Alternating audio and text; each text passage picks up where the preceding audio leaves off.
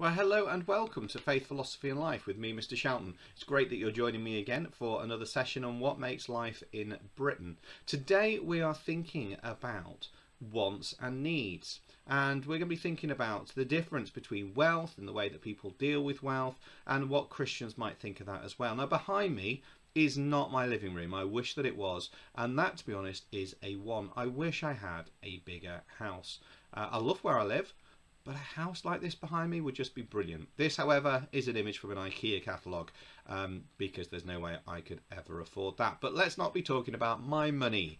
What we're thinking about today is the difference, as I say, between wants and needs and wealth. So a want is something that you don't need, but it would be nice, and a need is something that you've got to have in order to survive. Well, that's wants and needs ticked off, so it's not difficult to go from here. This is your time to go and grab your piece of paper and a pen, because here is our cheesy intro music.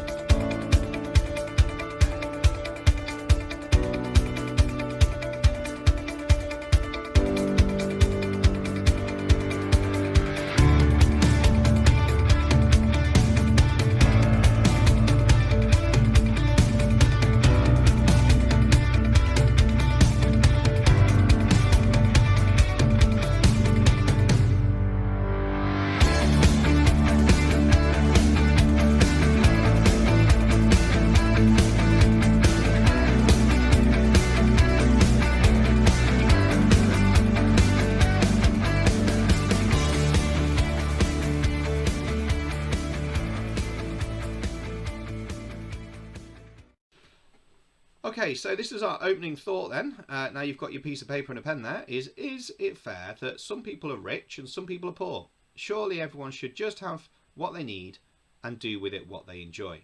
Okay, so that's our question. Is it fair that some people are rich, some people are poor? Surely everyone should just have what they need and do what they enjoy. So have a think about that now. You don't have to write anything down unless you desperately want to. But I think it's a really important question for you to think about for the moment. Okay, so here's some sort of intro images for you to consider. Which is more expensive? This pair of shoes or feeding a family of 4 3 meals a day for a month? Okay, these shoes or feeding a family of 4 for 3 meals a day for a month? Okay, the answer is in fact the shoes. The shoes are £600. On average, feeding a family of 4 for 3 meals a day, not top quality by a long stretch, would be £500. If, however, you were really going to splash out, then obviously you could spend a lot more on that. But the shoes technically are more expensive than the average shop. Okay, the second one then, which is more expensive, a life support machine or half-hour interview with Wayne. Okay, which is more expensive, a life support machine or a half-hour interview with Wayne?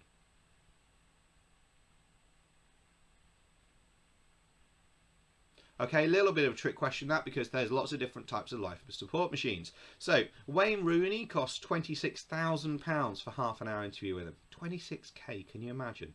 A life support machine, the cheapest ones are 25k, 25,000. So actually at that point Wayne would be more expensive, but the towards the top end, £60,000. Now there are some that are a lot more than that, which are on the market, but there you are. So there are prices for that. Let's have a look at this one. Is it a take that ticket at sales price, not at reselling price on some of those reselling sites that we don't talk about? And I know you might not know who Take That is, or they wouldn't be doing gigs anyway. But let's imagine that they were in normal times. What cost would a Take That ticket be? And clean water for an African village for a whole week. Okay, so a ticket to Take That would generally cost between £50 to £100. Clean water for an African village for a week is only £30. Okay, so Take That is more expensive than providing fresh and clean water for an African village for a week. And then finally, what is more expensive? Is it the cost of immunising 10 children in the developing world against diseases that could kill them? Is it the iPhone 11 Pro Max? I have a feeling that you'll probably know that one. But you know what the prices are for them? Okay, so it generally costs about £25 per person to immunise them, so that would be 250 quid. An iPhone Pro Max, £1,149 on pay-as-you-go. £1,149. That is just astronomical. That's why I don't have an iPhone 11 Pro Max. So, moving on. So, this is our title for you to get written down. How should people use their money? How should people use their money? And our literacy objective is to explore Christian attitudes towards the use of wealth. Okay, Christian attitudes towards the use of wealth. As normal, pause me as we go. So it's going to be a good outcome if you can give 2 Christian beliefs about money. It's going to be great if you can give 2 Christian beliefs about money and back them up with relevant Bible quotes or stories, and even better if you can give 2 Christian views about money and back them up with relevant Bible quotes and stories, and use this knowledge to successfully answer an exam question or a reflection question. So our literacy skill is speaking and listening. Okay, you're going to be listening to me. Hopefully you're going to be talking to some people as we go through with WhatsApp or chatting to your family. So self-managers, because ultimately it's down to you to get this job done. And we're thinking about our Christian value of justice, because ultimately what is right and what is fair flows through everything we are looking at. Okay, so what I'd like you to do is I'd like you to make a little mind map with the word wealth in the middle of it, and I'd like you to write down what you already know about that word and what do you think Christians think about that word. Okay, so what do you already know about that word and what do you think Christians think about that word? Pause me now while you do that. Okay, so behind me then are some images with regards to wealth. I'd like you to look at those now and see if you can add any more information around your mind map around what you think wealth is, if any of these inspire you.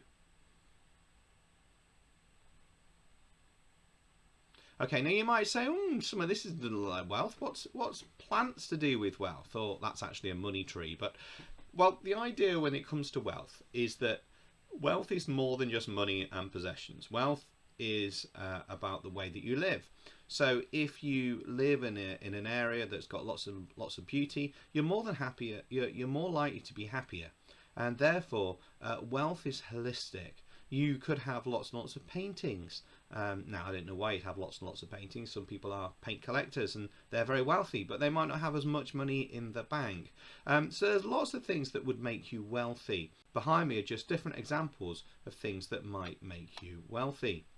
So let's move on for a moment. So what we've done is we've said it'd be good if you give 2 different Christian beliefs about money. Well, we haven't done that yet, and we've not done the Bible quotes yet, and that's what we're going to move on to now. Using the description below, I would like you now, please, to access this grid. Okay, now you can type on this grid or you can just print it off and write on it. That's what I would do if it was me.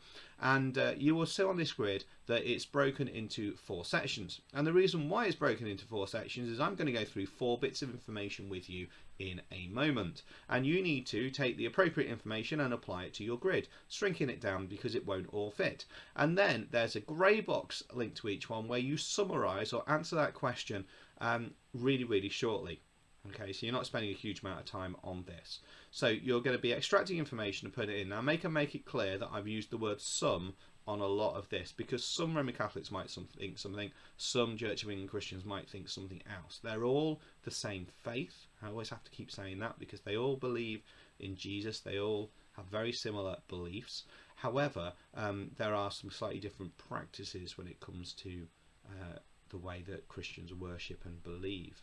So this is our first bit of information. So hopefully you've got that sheet loaded up here. Here you go. If you don't have a printer, then you could just write the key bits out as we go anyway. So just make a note from that slide.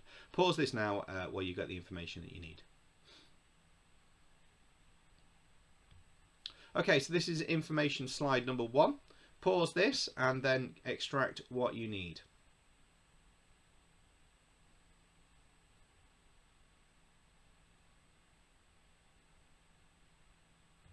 This is information slide number 2, so pause this and extract what you need.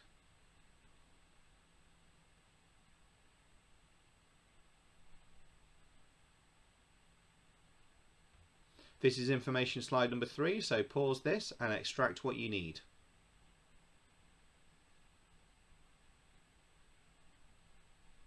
This is information slide number 4, so extract this and take what you need.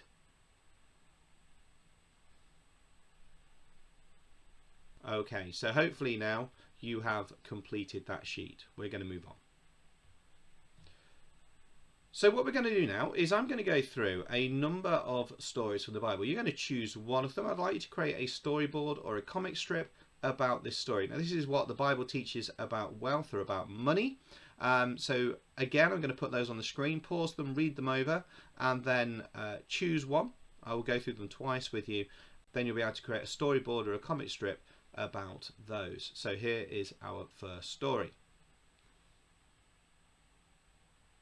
I'll read it to you. Jesus saw a lot of people put their coins into the treasury. They were putting into a lot of money, which was nothing compared by the riches they owned. They were bragging about it, and then came along a poor widow who put 2 coins in, worth only about 1p. It was everything she owned.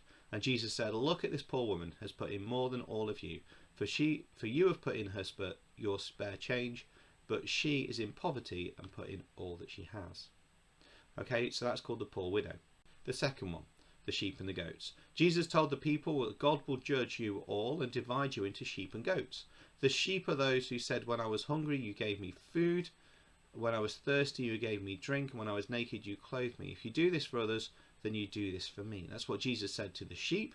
And Jesus then said to the goats, "Go away. You didn't feed me, clothe me, or help me. You did not help those in need. You rejected me, and God will reject you. And the good, the useful, the helpful will go to heaven."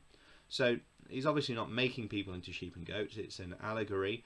It's a story to try and show that God expects people to help those that are in help, because if you help those people, you are in fact helping God. Okay, so if you are helping those people, you are in fact helping God. Okay, and they would make you the sheep. Okay, the next one's then the rich young man.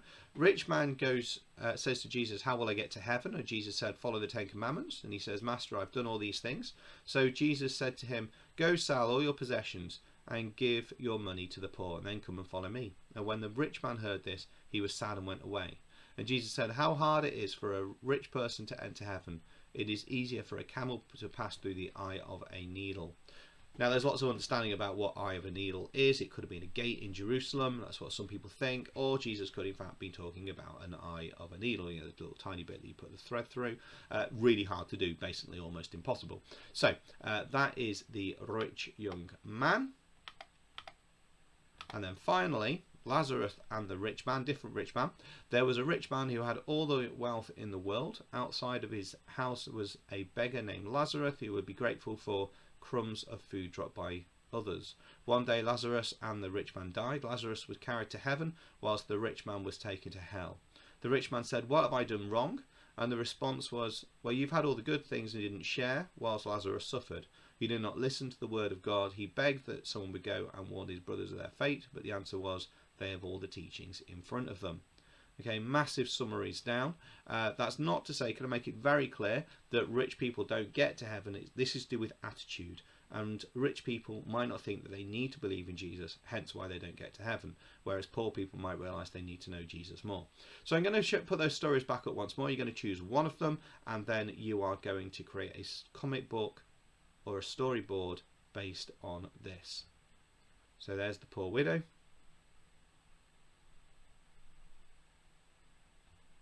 Sheep and goats.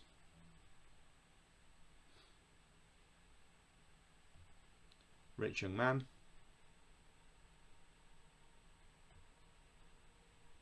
And Lazarus and the rich man. So our outcomes then would be good if we could give 2 Christian beliefs about money. Hopefully we've nailed that now. Great if you can give at least 2 Christian views about money and back them up with relevant Bible stories. Again, hopefully we've done that. And we're now going to go on to our reflection question. And so this is our reflection question. Religious people should not be wealthy. Discuss this statement showing that you've considered more than one point of view. You must refer to religion and belief in your answer. So this is my suggestion for you in terms of a structure. Some religious people would agree with this statement because, and then you maybe give some evidence, give a quote for that or some teachings. Some religious people would disagree with this statement because, again, think about the grid that you completed. Think about the biblical stories that we've looked at. Again, use some evidence as what the Bible teaches, Jesus said, all of that sort of stuff. Then you've got I agree or I disagree because, and then lastly, the world would be different if everyone lived by my opinion because. Okay, and that's what I would like you to do now. This should take you about 12 minutes or so. So pause me now, give that a go, and please send that through to your teachers to look at.